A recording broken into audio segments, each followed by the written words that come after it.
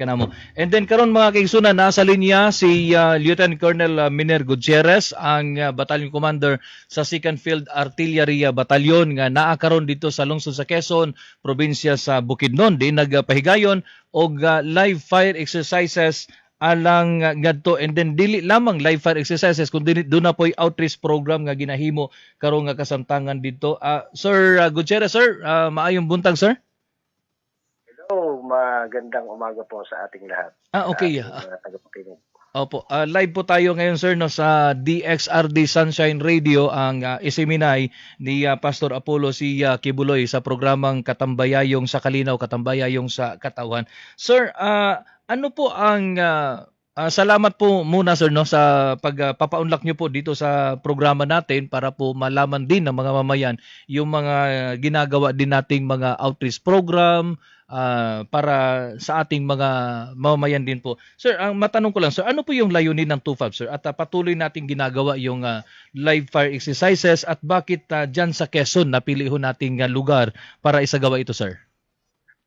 Opo, yun pong ating ginawang live fire exercise is part ng training ng ating kasandaluhan bilang mga miyembro ng Field Artillery Unit. So kami po sa 2nd FAB, kami yung primary na fire support provider para suportahan yung operation ng 10th Infantry Division. So ginagawa natin yung live fire exercise bilang pagsasanay sa ating mga kasandaluhan para lalong mapahusay yung paggamit ng mga tropa natin ng mga kanyon. Opo, sir. So, yung mga kanyon natin, yung 105 howitzer, yung primary na weapon na ginagamit namin as a fire support provider para sa 10ID.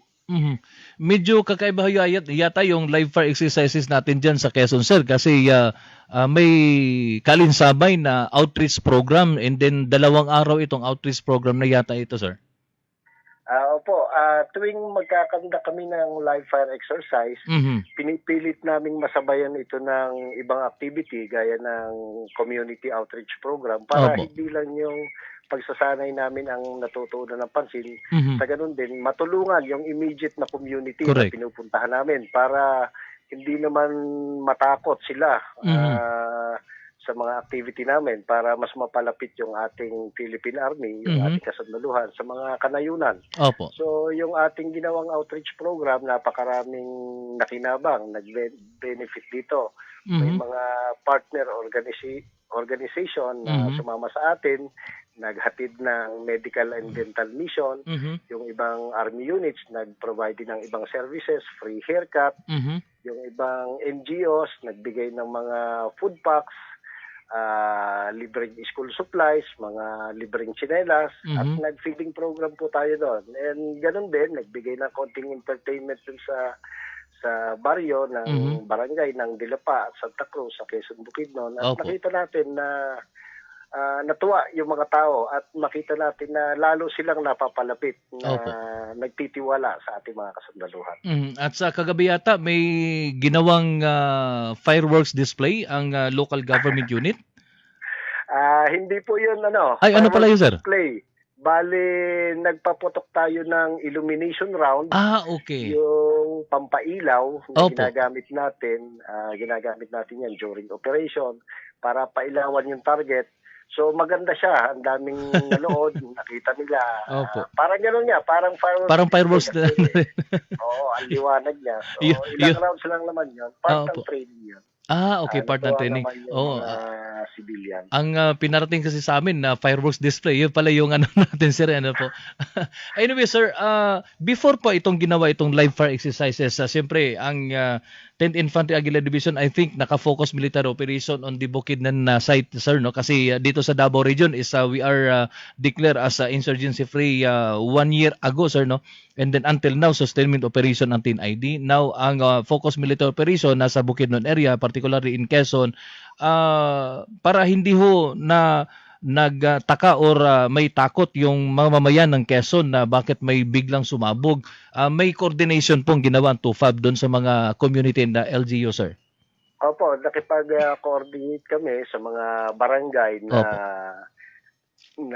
maapektuhan or yung pagkakandakan natin ng training. Opo. Nag-coordinate tayo sa mga local government agency, sa Opo. mayor ng Bukidnon Mm. at sa province ng Bukidnon para hindi matakot yung ating mga civilian. At ganoon din naglagay tayo ng mga warning signs doon, Opo. especially doon sa malapit sa impact area para sigurado tayo na magiging safe yung ating conduct ng live fire exercise. Mhm. So sa part namin, alam namin na nagawa naman ng maayos yung lahat ng coordination at natutuwa kami sa support na ibinigay ng local LGUs at ng mga barangay officials dito sa Quezon Bukidnon. Oho.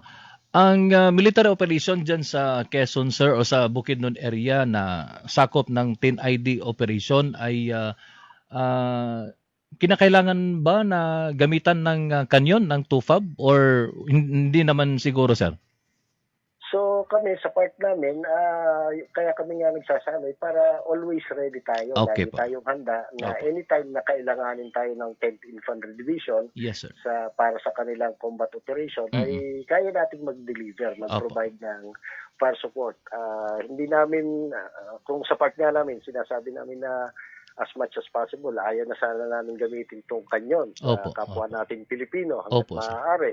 Opo. Pero kung kinakailangan, Nakahanda naman po. pinaghahanda natin to, ready Opo. tayo na Opo, sir. gamitin in any emergency or in any case na kakailanganin itong mga kanyo natin. Opo. Pero hopefully, gumaganda na yung ating security condition. Opo. Hopefully, yun yung pinapanalangin natin na hindi na sana magamit. Na Opo. itong mga kasamahan natin na nasa kabila, bumalik na magbalik loob na sa ating gobyerno, magtiwala sa ating gobyerno na sila ay matutulungan para matapos na itong problema natin sa insurgency. Opo. Lastly, sir, ikalawang araw na ngayon, so ano yung magiging activity ng TUFAB today, sir? Actually, ito yung pang third day na, pero third day. kagabi, tinerminate na natin yung activity. So, nagpapack up na lang and then tapos na yung activity natin. Wala nang puputok ngayon. Opo. Tapos na namin kagabi yung sa illumination rounds. Opo. At nagre-ready na para makabalik na sa mga original na station yung ating mga kasandaluhan. Opo. At muli nagpapasalamat kami sa mga taga Barangay Dilapat, Barangay Santa Cruz, Barangay Linabo, sa LGU ng Quezon Bukidnon, Opo. sa lahat ng kanilang suporta sa amin. Pati din yung mga ibang unit ng Philippine Army, ng 10ID, at yung mga NGOs na tumulong sa atin para makapaghatid ng services Opo. habang nagkakandak tayo ng training doon sa area. Opo. Sir, para maging kagaya ng Davao Region na insurgency free, baka may gusto kayong ipaabot na mensahe doon sa mga nakikinig dyan sa Bukidnon, sa Quezon in particular, lalong-lalo na sa mamamayan, sir, para matapos na itong insurgency dyan sa area po ng Bukidnon, sir. At saka doon po sa mga remnants, sir, na baka may gusto kang ipaabot sa kanila. Opo, muli pinapaabot natin yung ating panawagan sa ating mga kasamahang medyo naligaw ng landas na nasa kabila, na sana magtiwala na sila sa ating gobyerno, sa ating kasundaluhan, sa mga programa ng gobyerno na tutulungan sila, wag silang matakot na magbalik loob sa ating pamahalaan para sa ganon makabalik na sila sa kanilang mga pamilya, makatulong sa ating mga kanayunan, maging mas produktibo sila para sa kanilang sarili at sa ating mga kanayunan. Napakaganda kung makikita natin yung ating mga kasamahang nagbalik loob dito sa Davao Region. Sana ganun din ang mangyari dito sa area ng Bukidnon at sa iba pang lugar na may mga kasamahan pa rin tayong alam nating na mali ng landas at ibang grupo itong nasamahan. So yun ang ating panawagan, na kung matutularan natin ito nangyari dito sa Davao, nakita natin yung development at yung bagong buhay na naibigay ng ating gobyerno sa ating mga kasamahan na naligaw. Lieutenant Colonel Miner Gutierrez, sir, maraming salamat po sa pagkakataong ibinigay niyo po dito sa DXR DSC Manay Station, sir, at good luck po, and then ingat po kayo sa inyong pagbalik sa mga unit, sir. Magandang umaga po, sir. Magandang umaga. Maraming salamat po sa atin. Ayan, ha, mga kaigsunan, no, mao kadto si Lieutenant Colonel Mener Gutierrez, ang battalion commander sa 2nd Field Artillery Battalion sa duha ka adlaw nila nga aktibidad dito sa lungsod sa Quezon probinsya sa Bukidnon. Ang 2nd Field Artillery Battalion nagpahigayon og live fire exercise, inubanan ang outreach program nga diin daghang serbisyo nga gihatag sa tulo ka barangay nga sakop atong gihimo nga aktibidad duha ka adlaw mga kaigsunan ug bagasukin tig paminaw. Libreng gupit, libreng masahe, libreng medical, dental, daghan pang uban. Napay libreng tsinelas. Dili lamang ang kasundaluhan ang naghimo nini kun dili na po ang mga partner stakeholders, mga non-government organization, non-government association ug daghan pang uban. Kauban ang local government units sa Quezon na Bukidnon ug uban pa nga mga siyempre ang katawhan diha sa maong lungsod mga kaigsunan nga nakigiusa diha sa atong gobyerno ug ang panawagan ni Lieutenant Colonel Mener Gutierrez ngadto sa mga remnants remnants sa CPP, NPA, NDF nga mo surrender na ug mo hatag pagsalig diha sa atong gobyerno aron maangkon nato ang padayon nga kahusay ug kalinaw ug susama diri sa Davao Region maangkon pod diha sa probinsya sa Bukidnon ang insurgency free status mga kaigsunan. Mubalik ang atong tulumanong katambayayong sa kalinaw ug katambayayong sa katawhan diri sa DXRD Sunshine